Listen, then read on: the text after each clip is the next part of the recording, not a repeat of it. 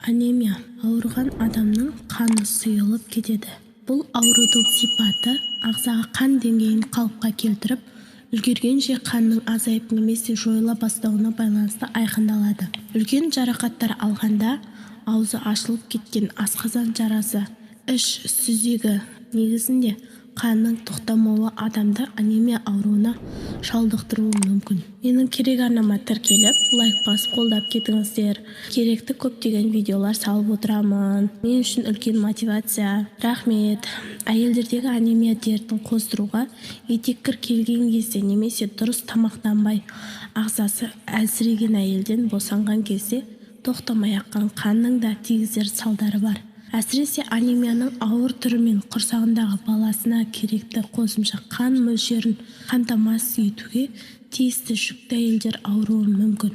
Балаларда анемия олардың ішетін тамағында темір құрамдас заттардың жетіспеушілігінен де және олардың 6 айлығынан кейін қосымша тамақтандырмағандықтан да болады. Көбіне жас балаларда анемия себептерін олардың нематодты паразит құрттарды жұқтыруы, созылмалы іш өту және іш сүзегімен ауруы туындатылады. Анемияның белгілері: терінің бозарып, қуарып, өңі қашады.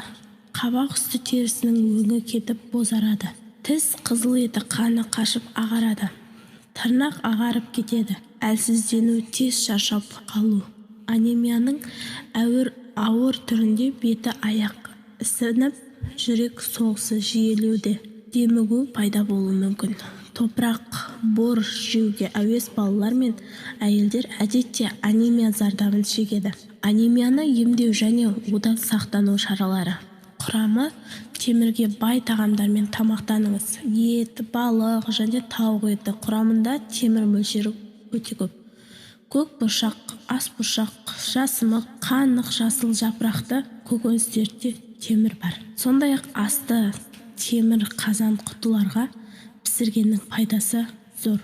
Организмнің темірді сіңіріп қабылдауы үшін негізі тағамға қоса көкөніс пен жеміс-жидек жеген дұрыс. Кофе мен шайды тамақтанып болған соң ішу керек. Анемияның қалыпты және ауыр түрімен ауырғанда темір қоспалы дәрі-дәрмек қабылдау қажет. Темір сульфаты таблеткалары. Бұны әсіресе анемиямен зардап шегетін жүкті әйелдер ішу керек. Анемияның барлық түрінде де темір сульфаты таблеткалары бауыр экстракты мен В12 витаминіне қарағанда анағұрлым пайдалырақ.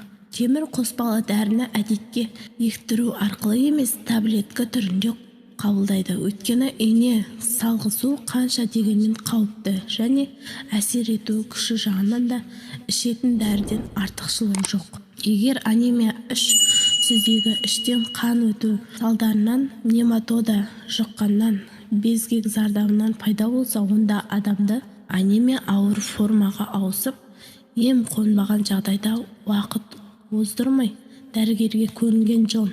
Бұл әсіресе жүкті әйелдерге қатысты. Әйелдер арасында анемиямен ауыратындар көп. Мұндай сырқатпен ауырған әйелдерде түсік тастау және босанған кезде қатты қансырау қаупі зор. Әйелдердің темір қоспасы көп тағамдарды мүмкіндігінше көбірек ішіп жеген дұрыс. Әсіресе жүкті кезінде дұрыс тамақтануға мән бергендері жөн. Жүктіліктің арасында 2-3 жыл уақыт салу әйелге күш жинап, денсаулығын нығайтып алуға мүмкіндік туғызады. Соңына дейін тыңдағандарыңызға рахмет. Тіркеліп, лайк басып қолдап кетіңіздер. Көптеп керекті видеолар салып отырамын.